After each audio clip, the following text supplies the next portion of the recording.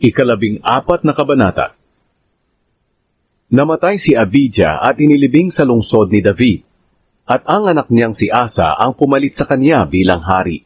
Sa panahon ng paghahari niya, nagkaroon ng kapayapaan sa Huda sa loob ng 10 taon. Ang paghahari ni Asa sa Huda.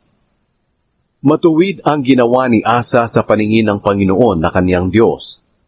Ipinagiban niya ang mga altar ng mga Diyos-Diyosan at ang mga sambahan sa matataas na lugar. Ipinagiba rin niya ang mga alaalang bato at pinaputol ang posteng simbolo ng Diyos ang si Asyera. Inutusan niya ang mamamayan ng Huda na dumulog sa Panginoon, ang Diyos ng kanilang mga ninuno, at tumupad sa kaniyang mga kautusan. Ipinagiba niya ang mga sambahan sa matataas na lugar at ang mga altar na pinagsusunugan ng mga insenso sa lahat ng bayan ng Huda. Kaya may kapayapaan ang kaharian ng Huda sa panahon ng paghahari ni Asa. At habang mapayapa, pinalagyan niya ng mga pader ang mga lungsod ng Huda. Walang nakipaglaban sa kanya sa panahong ito, dahil binigyan siya ng Panginoon ng kapayapaan. Sinabi ni Asa sa mga taga-Huda, "Patatagin natin ang mga bayan na ito sa pamamagitan ng paglalagay ng mga pader sa paligid nito na may mga tore, at ng mga pintuan at mga kandado.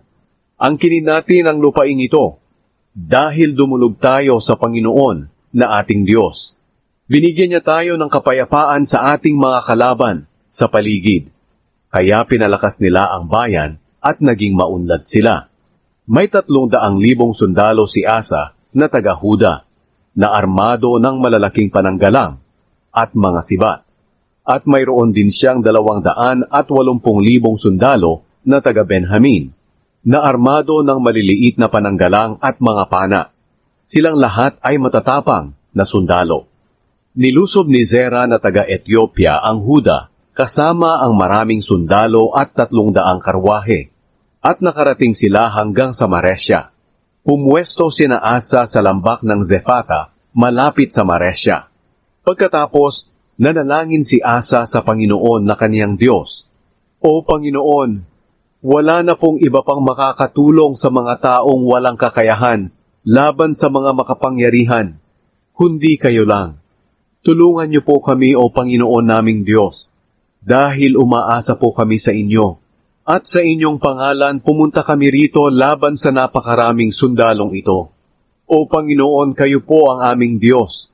Huwag niyo pong payagang manaig ang tao laban sa inyo." Kaya dinaig ng Panginoon ang mga taga-Ethiopia sa harapan ni Asa at ng mga taga-Huda.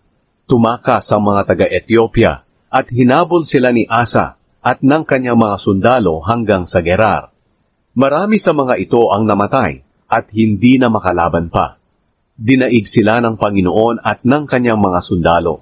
Maraming ari-arian ang nasamsam ng mga sundalo ng Huda.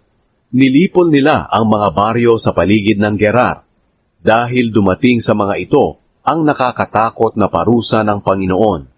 Sinamsam nila ang mga ari-arian ng mga bayan dahil marami ang mga ari-arian nito. Nilusob din nila ang mga kampo ng mga tagapagbantay ng mga hayop at pinagkukuha ang mga tupa, mga kambing at mga kamelyo. Pagkatapos, nagsibalik sila sa Jerusalem.